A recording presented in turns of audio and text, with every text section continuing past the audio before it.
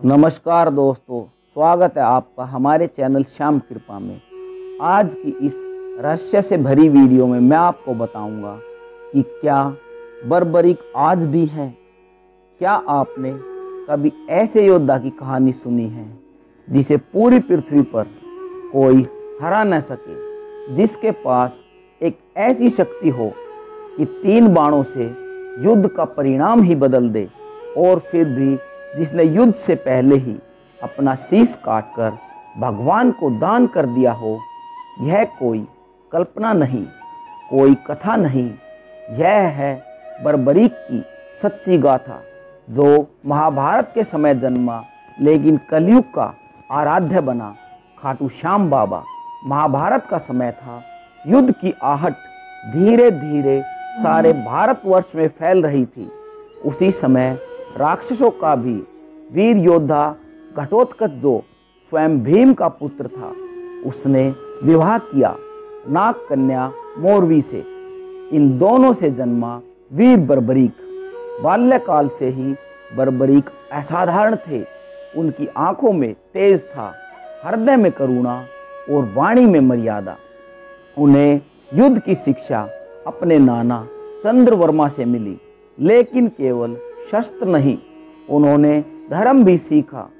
कहा जाता है कि जिसके हाथ में तलवार हो और हृदय में करुणा, वही सच्चा योद्धा होता है। बर्बरीक जान चुके थे कि युद्ध केवल बल से नहीं, बल्कि धर्म और विवेक से जीता जाता है। उन्होंने वन में जाकर भगवान शिव की कठोर तपस्या की। वर्षों तक एक पैर पर खड़े रहकर उन्होंने केवल ओम नमः शिवाय का जाप किया। शिव प्रसन्न हुए और उन्हें वरदान दिया, 3 अमोघ बाण और एक धनुष, जो उन्हें अजय बना देता था।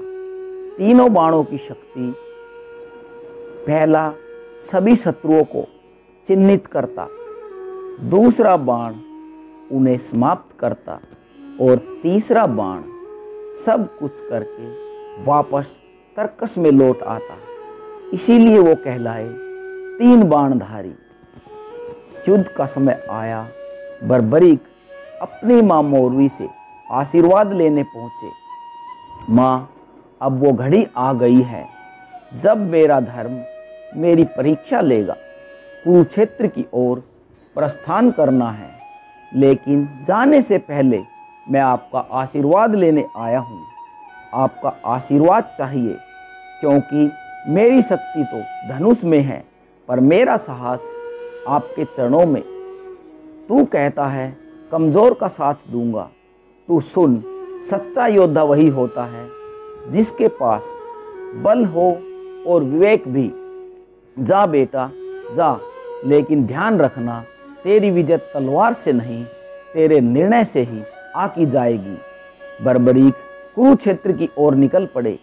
उनका तेज पूरे क्षेत्र में चर्चा का विषय बन गया। श्री कृष्ण ने भी यह सुना।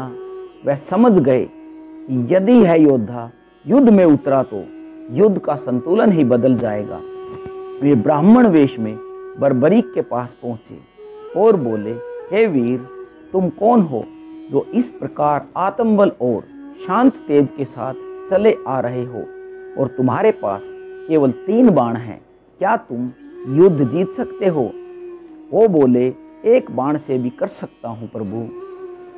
पहला बाण सभी को चिन्हित करेगा और दूसरा बाण सभी को समाप्त करेगा।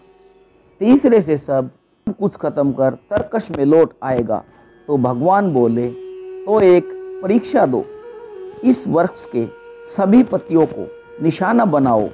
मैं देखना चाहता हूँ तुम्हारे बाणों की शक्ति। बर्बरीक ने बाण चलाया। वो सभी पत्तियों के चारों ओर घूमने लगा। कृष्ण ने एक पत्ती अपने पैर के नीचे छिपा ली, लेकिन बाण वहाँ भी पहुँच गया।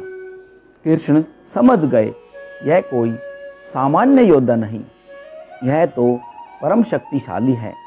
अब श्री कृष्ण ने अपना ब्राह्मण वेश त्यागा, प्रकट हुए श्री हरि रूप में। बर्बरीक चौंक गए और माधव के चरणों में गिर पड़े। कृष्ण बोले, हे बर्बरीक, तुम्हारी शक्ति ने मुझे चौंका दिया, लेकिन धर्म का न्याय तभी संभव है जब कोई बलवान योद्धा त्याग का आदर्श बने। धर्म की रक्षा के लिए मुझे तुम्हारा शीश चाहिए। बर्बरीक बोले, प्रभु, यदि मेरा बलिदान धर्म की विजय ला सकता है तो मेरा सिर आपके चरणों में है, लेकिन मैं यह युद्ध देखना चाहता हूँ सिर के माध्यम से। और प्रभु, कलयुग में मैं कृष्ण ने उनका शीश काटा और उसे एक टीले पर स्थापित किया। वहाँ से बर्बरीक ने पूरे 18 दिनों का युद्ध देखा। युद्ध समाप्त हुआ, पांडवों में विवाद था, विजय का श्रेय किसे? कृष्ण बोले, उससे पूछो जिसने सब देखा। पांडव उसके पास पहुँचे। बर्बरीक बोले, मैंने केवल एक योद्धा को देखा जो हर निर्णय का केंद्र बना हुआ था, और वो थे श्री कृष्ण। शेष सब तो उनके मोहरे थे। कई वर्षों बाद राजस्थान के सीकर जिले के खाटू गांव में एक स्थान पर एक अद्भुत शीश मिला। लोगों को सपने आने लगे। राजा रूप सिंह चौहान को 56 में आदेश मिला, यहाँ मंदिर बनवाओ, यह स्थान श्री श्याम का है। तब से वहाँ बना खाटू श्याम का एक भव्य मंदिर। बर्बरीक ने माँ से वचन दिया था, मैं हारने वालों का साथ दूंगा।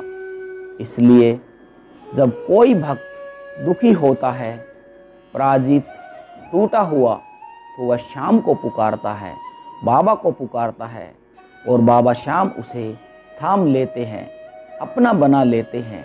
इसलिए उन्हें कहा जाता है हारे का सहारा खाटू श्याम।